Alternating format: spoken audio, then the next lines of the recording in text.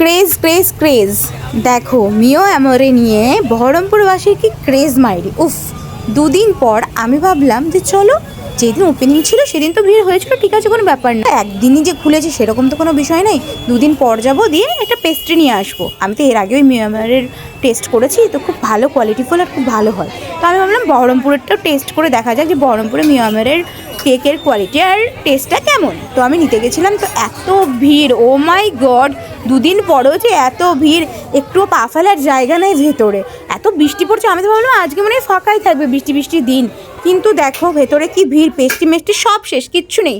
বহরমপুরের লোক, ও মাই গড, সত্যি সত্যি কিছু বলার নেই। তারপর দেখো এখানে চা খেতে চলে গেছিলাম, কি করবো, পেস্ট্রি পাইনি, তাই তোমরা বলো তো দেখি এটা কোথায়, কেউ কি বলতে পারবে এই চায়ের দোকানটা কোথায়, দেখি গেস করো। জয় মা কালী, জয় মা কালী, জয় মা কালী। এত ভিড় পুজো আজকে।